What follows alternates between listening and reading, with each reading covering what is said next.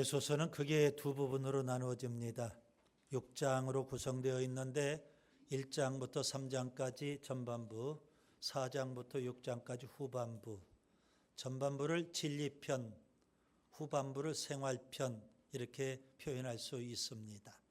오늘은 이제 에베소서 전반부의 마지막 시간이 됩니다. 그래서 1장부터 3장까지를 좀 정리해 볼 필요가 있을 것 같습니다.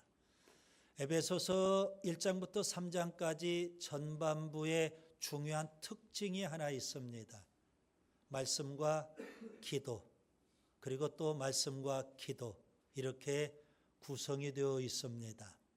그래서 에베소서 전반부를 읽으면서 이 부분을 또 우리가 놓치면 안 될 듯합니다. 말씀과 기도, 우리 신앙생활의 가장 중요한 부분입니다. 그런데 말씀과 기도가 한쪽으로 치우치는 분들이 가끔 있어요. 기도는 많이 하는데 성경은 좀 소홀히 해요. 어떤 사람은 성경은 열심히 보는데 기도는 또 약해요. 말씀과 기도가 잘 균형을 이룰 수 있기를 바랍니다. 예수님 공생의 사역을 끝내시고 십자가에 죽으시기 바로 전날 밤 예수님은 말씀과 기도에 집중하십니다. 요한복음 14장부터 16장까지 다락방 강화가 기록되어 있죠. 요한복음 17장 예수님의 중보기도가 기록되어 있습니다. 예수님의 마지막은요, 십자가에 죽으시기 전 마지막은 말씀과 기도입니다. 고별 설교를 하시고 제자들을 위해서 중보기도를 하셨던 겁니다. 바울도 역시 마찬가지입니다. 말씀과 기도입니다. 에베소서 전반부에 보시면 먼저 1장 3절부터 14절에 보시면 바울은 하나님의 놀라운 구원의 역사 이것을 먼저 말씀합니다. 하나님의 놀라운 구원의 역사는 어떻게 될까요? 삼위일체 하나님의 구원의 역사인데요. 성부 하나님 창세 전에 우리를 하나님의 자녀로 예정하시고 선택하셨다는 겁니다. 성자 하나님 이 땅에 오셔서 십자가에 죽으심으로 우리에게 죄사함, 속량을 주시고요. 그리고 우리에게 하나님의 기업을 주신다는 겁니다. 성령 하나님 우리를 하나님의 자녀로 인쳐주시고 친히 하나님의 기업에 보증을 서주신다는 겁니다. 그런 놀라운 구원의 역사, 삼위일체 하나님의 구원의 역사를 말씀하고 그런 다음에 기도를 합니다. 바울의 첫 번째 기도죠. 에베소서 2장과 3장을 또 보시면 에베소서 2장에서 우리가 받은 구원의 놀라운 은혜를 또 말씀합니다. 하나님의 은혜로 우리가 구원을 받죠. 우리가 믿으면 예수님을 믿으면 하나님은 은혜로 우리를 구원해 주십니다. 그 구원은 개인적인 구원만 있는 것이 아니라 공동체적인 구원까지 주어지는 겁니다. 개인적인 구원은 우리가 예수님을 믿음으로 죄사함 받고 하나님의 자녀가 되는 겁니다. 공동체적인 구원은요, 하나님의 자녀가 우리들 동시에 그리스도의 몸인 교회의 지체가 된다는 겁니다. 그래서 개인적인 구원과 공동체의 구원을 우리가 받는 겁니다. 내가 하나님의 자녀가 된 것 은혜입니다. 내가 교회 공동체의 지체가 된 것 하나님의 은혜인 줄 믿습니다. 예수님은 이런 구원을 이루기 위해서 우리의 화평이 되시는 겁니다. 두 가지 화평을 주님께서 십자가로 이루셨죠. 하나는 사람과 사람 사이의 화평입니다. 유대인과 이방인 사이 막힌 담이 있었어요. 사람과 사람 사이 갈등이 있어요. 막힌 담이 있어요. 그걸 예수님은 십자가로 그 담을 헐어버리셨습니다. 그리고 한 세 사람, 교회 공동체를 이루게 하십니다. 한 세 사람을 이룬 겁니다. 또 두 번째 화평은 하나님과 사람 사이의 화평입니다. 죄 때문에 하나님과 사람 사이에 서로 원수지간입니다. 그런데 예수님 십자가의 죽으심으로 그 원수된 것을 철폐해 버리십니다. 한 세 사람 된 교회가 이제 하나님 앞에 나아갈 수 있게 됩니다. 아버지 되신 하나님 앞에 나아갑니다. 그리고 아버지 되신 그 하나님 앞에 예배를 드릴 수 있게 되었다는 겁니다. 이렇게 예수님은 우리의 화평이 되신다는 거죠. 그래서 개인적인 구원과 공동체적인 구원을 주셔요. 그러면 교회란 뭘까요? 공동체적인 구원의 핵심은 교회인데 교회란 뭘까요? 에베소서 1장 23절에 보면 교회는 그리스도의 몸이고 그리스도의 충만함입니다. 교회가 그리스도의 몸이기 때문에 뭘로 충만해야 될까요? 그리스도로 충만해야 되는 줄 믿습니다. 에베소서 2장 15절 16절에 교회를 한 세 사람이라고 표현했습니다. 한 세 사람, 한 몸 공동체를 의미합니다. 자, 교회는 한 세 사람입니다. 그러면 뭘로 충만해야 될까요? 그리스도의 화평으로 충만해야 되는 겁니다. 주님이 우리의 화평이 되셔서 유대인과 이방인 사이에, 하나님과 사람 사이에 이러한 것들을 화목시키시고 화평하게 하셨거든요. 그래서 교회는 그리스도의 화평으로 충만해야 되는 겁니다. 에베소서 3장에서 바울은 솔직히 이렇게 고백을 합니다. 이 하나님의 놀라운 구원의 역사, 그리고 우리가 받은 놀라운 구원의 은혜, 이것은 내가 연구해서 깨달아 한 것이 아니라는 겁니다. 다른 사도들로부터 내가 전수받은 것도 아니라는 겁니다. 그는 계시를 통해서 이 놀라운 구원의 역사, 구원의 은혜를 알게 되었어요. 그런데 본인만 알고 그는 독점하려고 하지 않습니다. 그것을 성령의 감동을 통해서 기록으로 남겼어요. 그 기록을 우리는 성경이라고 표현을 해요. 그래서 오늘 우리는 바울처럼 계시를 통해서 하나님의 놀라운 구원의 은혜를 우리가 알지는 못하지만 기록된 성경을 통해서 성령이 조명해 주시고, 그래서 바울처럼 우리도 하나님의 놀라운 구원의 역사, 우리가 받은 놀라운 구원의 은혜를 깨달아 알 수 있게 된 줄 믿습니다. 대단히 중요한 것을 우리가 배우게 돼요. 바울은 계시를 통해서 그 놀라운 역사들, 놀라운 진리를 알았을 뿐만 아니라 그걸 기록에도 남겼고요. 그리고 친히 이방인의 사도가 되어서 그 진리, 그 복음, 그 구원의 은혜를 열심히 전했던 겁니다. 그는 복음을 열심히 전하면서 가는 곳마다 교회를 세웁니다. 그 교회는 영광스러운 교회입니다. 하나님의 영광이 가득 담긴 영광스러운 교회. 왜요?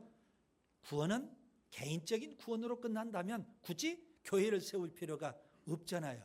그는 이방인의 사도가 되어서 열심히 복음을 전하고 그 복음을 받아들인 사람 구원받지만 그들을 위해서 교회를 세웠던 것입니다. 여러분, 신앙생활은 교회 중심으로 해야 맞습니다. 바울은 이 놀라운 진리들을 2장과 3장에서 말씀하고 그런 다음에 또 기도를 합니다. 바울의 두 번째 기도입니다. 오늘 본문 바로 바울의 두 번째 기도가 담겨 있습니다. 이 바울의 두 번째 기도를 여러분 좀 자세히 관찰해 보면 서론이 있고 그 다음에 기도의 내용이 있고 그 다음에 또 결론이 담겨 있습니다. 서론은 본문 14절 15절 이거요. 결론은 본문 20절과 21절 16절부터 19절까지는 바울이 에베소 교회를 위해서 두 번째 드린 기도입니다. 오늘 설교 제목을 보세요. 바울의 두 번째 기도입니다.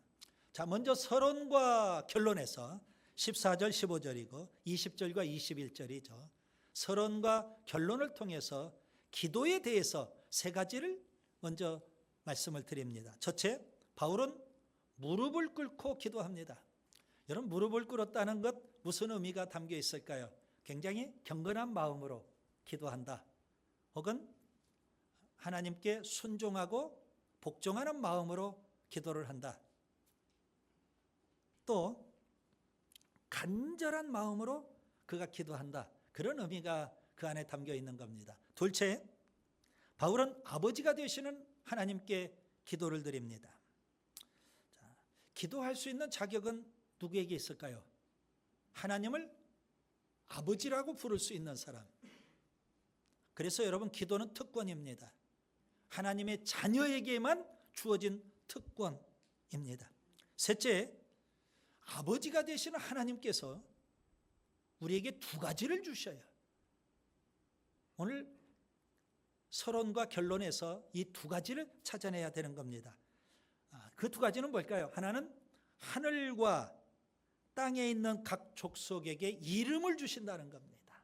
이름을. 여러분 자녀를 낳아요. 그럼 그 자녀에게 이름을 지어줘야 되죠. 여러분 어디에서 이름을 지어줍니까? 장명소에서. 그런데 고대 세계에는 이름을 누가 지어줘요? 아버지가 지어주는 겁니다. 그 집안의 가장이 이름을 지어주는 거거든요. 그렇다면 하나님이 이름을 지어주신다. 그 말은 무슨 말일까요? 하나님의 아버지 되심, 하나님의 부성을 우리에게 지금 알려주고 있는 표현입니다. 이름을 지어준다. 하늘에 있는 족속은 누굴까요? 예수 믿고 구원받고 천국에 가신 분들.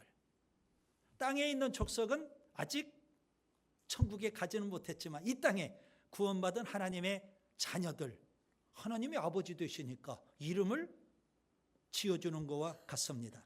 또 하나 하나님이 주신 게 있습니다. 결론 부분에 보시면 기도 응답입니다. 이름도 지어주시고 그리고요 기도의 응답도 주십니다. 그런데 좀 더 자세히 관찰해 보면 하나님은 참 넉넉하신 분이에요. 하나님 참 풍성하신 분이에요. 부족함이 없는 분이에요. 우리가 기도하는 것만 그대로 응답해 주시는 분이 아니에요. 우리가 생각하는 것 그리고 우리가 기도하는 것 그 이상으로 넘치도록 응답해 주시는 분인 줄 믿습니다. 하나님 참 풍성하신 분이에요. 그래서 에베소서에는 이 풍성이라는 단어가 굉장히 의미심장합니다. 하나님의 풍성함 이겁니다. 그런데 그렇게 넘치도록 우리의 생각과 우리의 기도에 응답해 주시는데 조금은 염려가 돼요. 기도는 우리가 열심히 해요.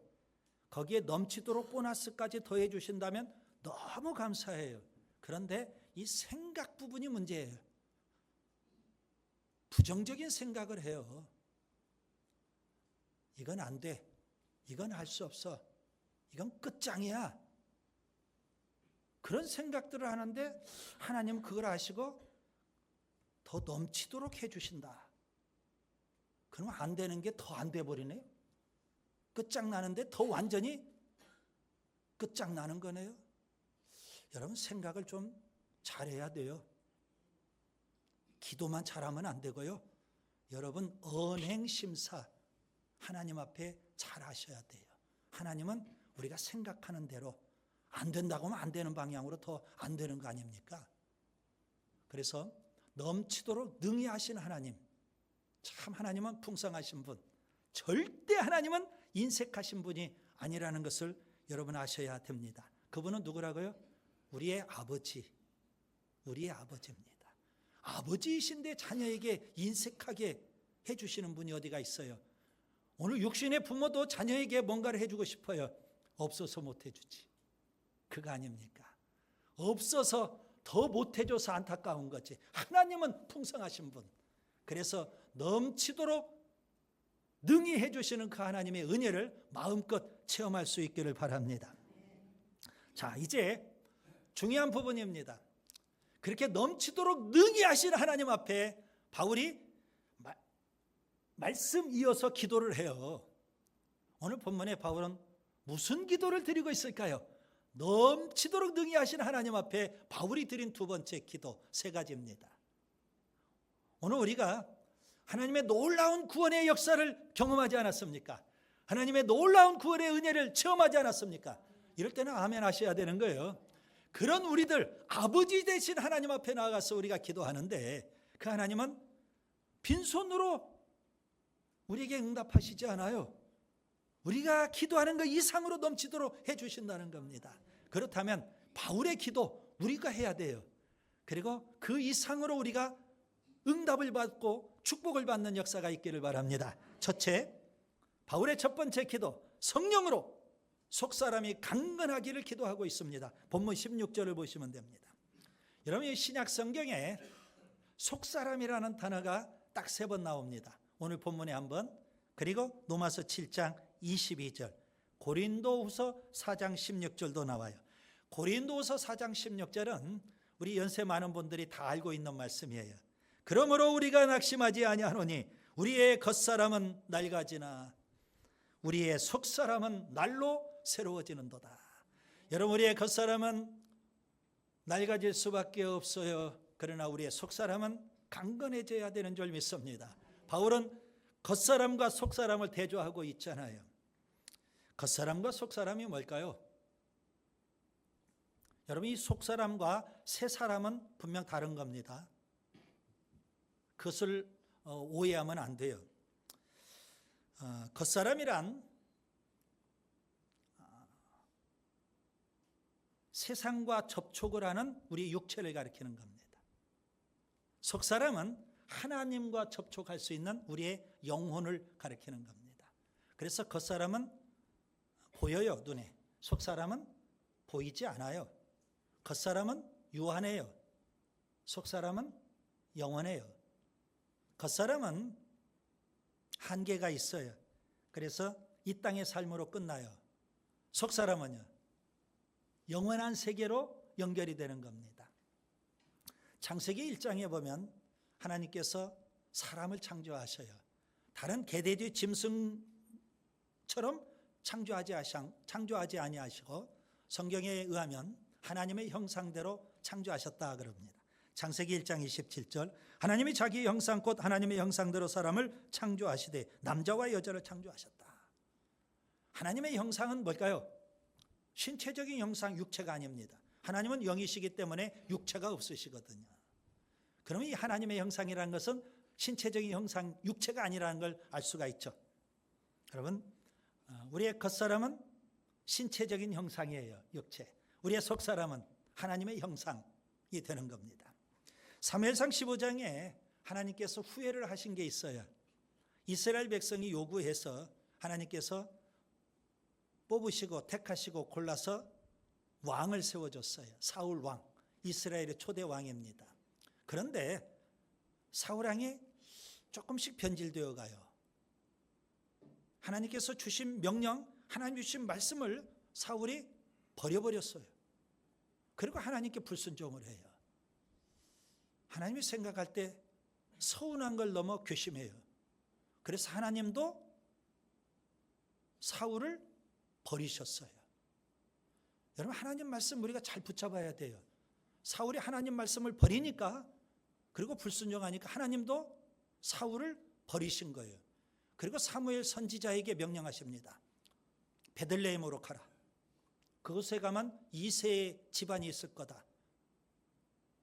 거기서 내가 새로운 왕을 택할 거다. 그래서 사무엘 선지자는 베들레헴을 가요. 이새의 집안을 방문해요. 그의 자녀들 다 불러 모아요. 그런데 사무엘 선지자가 감동을 받았어요. 이새의 아들들이 다 아주 준수한 아들들이에요. 너무 준수하니까 그냥 감동이 됐어요. 큰아들, 하나님이 택하셨나? 둘째 아들? 이러고 있는 거예요. 그래서 하나님께서 사무엘 선지자에게 이렇게 말씀하십니다. 사무엘상 16장 7절, 내가 보는 것은 사람이 보는 것과 같지 아니하니 사람은 외모를 보거니와 나 여호와는 중심을 보느니라. 외모는 겉사람이에요. 중심은 속사람이라고요. 하나님은 겉사람을 보지 않으셔요. 속사람, 중심을 보시거든요. 바울은 성령의 능력으로 우리의 속사람이 더욱 강건하기를 기도하고 있습니다. 여러분, 겉사람은 방금 전에도 설명해 드린 대로 세월을 이길 수가 없어요. 나이를 먹어갈수록 주름살이 깊어져요. 우리 육체가 자꾸 쇠약해져요. 늙어가는 겁니다. 반면에 속사람은 세월이 흘러가도 성령의 능력으로 더 강건해질 수 있고, 아멘, 더 성장할 수 있고 성숙할 수 있는 줄 믿습니다. 성령의 능력으로입니다. 그래서 여러분, 성령을 사모하시기 바랍니다. 성령으로 충만할 수 있기를 바랍니다. 성령의 능력을 힘입을 수 있기를 바랍니다. 속사람이 강건해야만 죄를 이길 수 있어요. 세상을 이길 수 있어요. 마귀 사탄을 이길 수 있어요.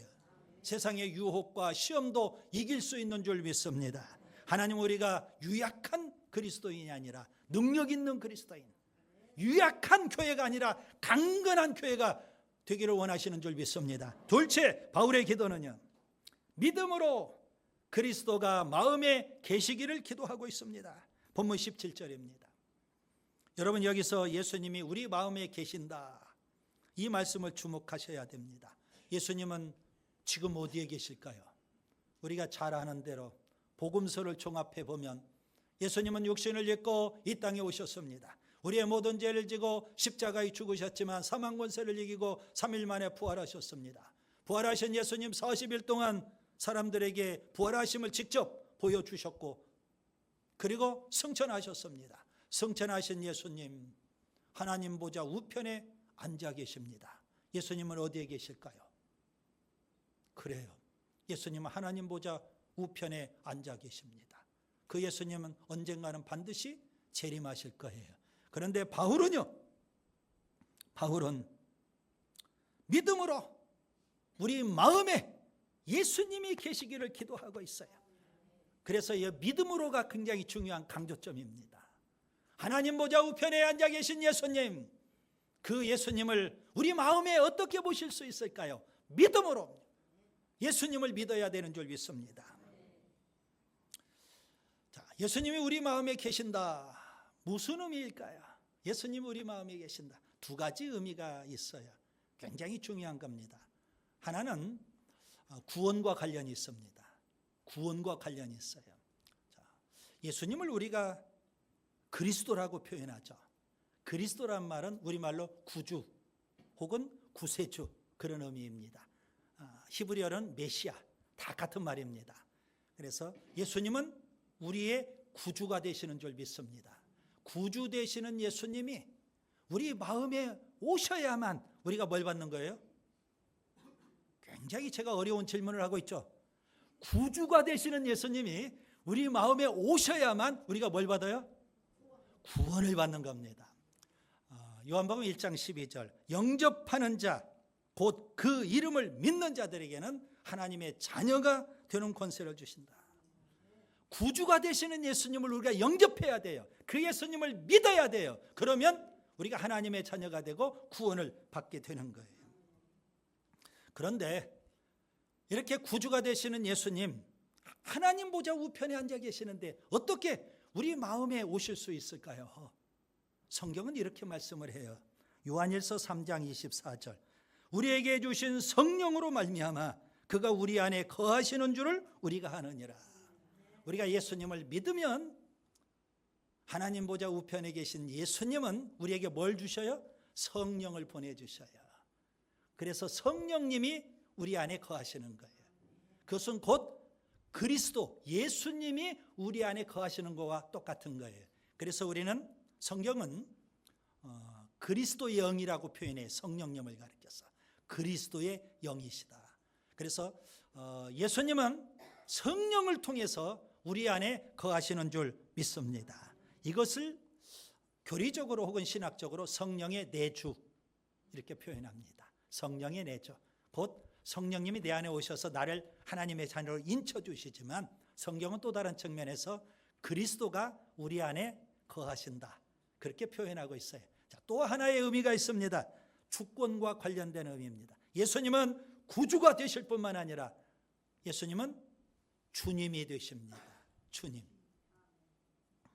주님이라는 말은 하나님, 그런 의미죠. 마태복음 7장 21절에 나더러 주여 주여 하는 자마다 다 천국에 들어갈 것이 아니다 그랬어요. 왜 예수님이 이런 말씀을 하셨을까요? 입술로만 주여 주여, 우리가 참 그렇게 많이 표현을 해요. 교회 생활을 오래 하다 보면 주여 주여 이런 표현들을 많이 쓰거든요. 입술로만 주여 주여 해서는 천국에 오지 못한다는 겁니다. 예수님은 주님이 되시는데 그 예수님이 우리 안에, 우리 마음에 오셔야 되는 거예요. 우리 마음에 예수님이 계셔야 되는 거예요. 그것을 달리 표현하면 예수님이 우리 안에 거주하신다, 그런 의미. 거주하셔야 되는 겁니다. 왜 우리 안에 거주하시려고 할까요? 우리와 영적 교제를 나누기 위해서입니다. 요한복음 15장 4절에 내 안에 거하라 나도 너희 안에 거하리라. 여러분, 그때 거한다 이 말은 거주한다 그런 의미입니다. 잠시 들어왔다 나갔다 그런 차원이 아니에요. 그냥 완전히 우리 안에 살기 위해서 들어오시는, 누가 들어오시는 거예요? 주님 되시는 예수님. 주님 되시는 예수님이 우리 안에 들어오셔요. 하나님 우편에 계신 예수님, 주님이십니다. 그분이 어떻게 우리 안에 거주하려고 들어오실까요? 성경은 또 이렇게 말씀합니다. 요한복음 15장 7절 너희가 내 안에 거하고 내 말이 너희 안에 거하면. 그래요. 우리가 맨 처음 예수 믿을 때 구세주가 되시는 예수님, 우리 안에 들어오셔야 돼요. 영접해야 돼요. 예수님은 성령님을 통해서 우리 안에 들어오신다는 거예요. 주님 되시는 그 예수님은 말씀으로 우리 안에 거주하셔요. 그래서 우리와 영적 교제를 나누신다는 겁니다. 에베소서 1장 22절 23절의 교회는 그리스도의 몸입니다. 그리스도의 충만함입니다. 그렇다면 교회는요, 주님이신 예수님, 그 예수님으로 충만해야 돼요. 교회는요, 주님이 통치하시고 다스려야 돼요. 주님의 주권으로 충만해야 돼요. 주님이신 예수님은요, 말씀으로 우리 안에 거하신다고 했잖아요. 그래서 교회는요, 말씀으로 충만해야 되는 줄 믿습니다. 그래서 여러분, 예수님으로 충만하고 예수님의 통치가 충만하고 예수님의 주권이 충만하고 예수님의 말씀이 충만해야 돼요. 주님이신 예수님은 말씀으로 우리를 지금 통치하시고 다스리고 계시거든요. 세 번째 기도는요, 그리스도의 사랑으로 충만하기를 기도합니다. 본문 18절과 19절을 보세요. 거기에 그리스도의 사랑이라는 단어가 있죠. 그리스도의 사랑이라는 단어와 관련된 동사 세 가지가 나옵니다. 그리스도의 사랑을 안다, 그리스도의 사랑을 깨닫는다, 그리스도의 사랑으로 충만하다. 세 가지 단어입니다. 알고 깨닫고 충만해야 돼. 물론 개인적으로 우리가 그리스도의 사랑을 알아야 돼요. 그리스도의 사랑을 깨달아야 돼요. 그리고 그리스도의 사랑이 우리 안에 충만해야 되는 줄 믿습니다. 그런데 본질적으로 사랑이라는 것은 개인적인 게 아니잖아요. 사람과의 관계에서 사랑이 필요한 거잖아요. 그렇다면 여러분, 오늘 본문에서 주목하셔야 될 표현이 모든 성도와 함께, 모든 성도와 함께 교회 공동체를 가리키는 겁니다. 그래서 교회 공동체는 모든 성도가 그리스도의 사랑을 알아야 되고요, 그리스도의 사랑을 깨달아야 되고요, 체험해야 되는 거예요. 그리고 그리스도의 사랑이 충만하도록 사랑의 뜨거운 교제를 나누는 공동체가 되어야 하는 겁니다. 자, 교회 공동체는 그리스도의 몸이라고 했어요. 그리스도로 충만해야죠. 교회 공동체는요, 한 세 사람이라고 했어요. 그리스도의 화평으로 충만해야 되죠. 교회 공동체는요, 그리스도의 사랑을 체험했어요. 그렇기 때문에 그리스도의 사랑으로 충만하고 그리스도의 사랑을 서로 나누고 그런 서로 교제하는 공동체가 되어야 하는 겁니다. 예수님은 십자가 죽으시기 전날 밤 제자들을 불러 모아놓고 세족식을 하시고 새 계명을 주셨습니다. 요한복음 13장 34절 새 계명을 너희에게 주노니 서로 사랑하라. 내가 너희를 사랑한 것 같이 너희도 서로 사랑하라. 예수님의 사랑, 오늘 본문 표현대로 그리스도의 사랑, 그 그리스도의 사랑은 어떠한 사랑일까요? 바울은 그 사랑을 이렇게 표현해요. 그리스도의 사랑의 너비, 길이, 높이, 깊이, 이것을 깨달아 알자는 겁니다. 존 스타트 목사님은요, 이 부분을 추석하면서 그리스도의 사랑의 너비가 어떠하며 길이가 어떠하며 높이가 어떠하며 깊이가 어떠한지를 이렇게 표현했습니다. 그리스도의 사랑은 모든 인류를 다 포함할 정도로 충분히 넓다는 겁니다. 그리스도의 사랑은요, 영원토록 지속될 정도로 충분히 길다는 겁니다. 그리스도의 사랑은요, 가장 타락한 죄인에게도 이를 수 있을 정도로 충분히 깊다는 겁니다. 그리스도의 사랑은요, 가장 타락한 죄인을 천국으로 인도할 만큼 충분히 높다는 겁니다. 그것이 바로 예수님이 우리에게 베풀어 주신 사랑입니다. 성경은 삼위일체 하나님의 그 사랑을 노래하고 있죠. 성부 하나님, 요한일서 4장 8절과 16절에 하나님은 사랑이시라. 성부 하나님의 사랑을 더 이상 말로 필요 없잖아요. 우리가 그 사랑을 표현한들 그게 군더더기죠. 하나님은 사랑이시라. 그게 전부예요. 저는 이 표현이 하나님의 사랑을 가장 극명하게 표현한 거라고 확신을 해요. 성자 하나님, 로마서 5장 8절에 우리가 아직 죄인 되었을 때에 그리스도께서 우리를 위하여 죽으심으로 하나님께서 우리에 대한 자기의 사랑을 확증하셨느니라. 예수님의 사랑은 십자가에서 우리를 위해서 죽어주신 사랑입니다. 성령 하나님, 로마서 5장 5절입니다.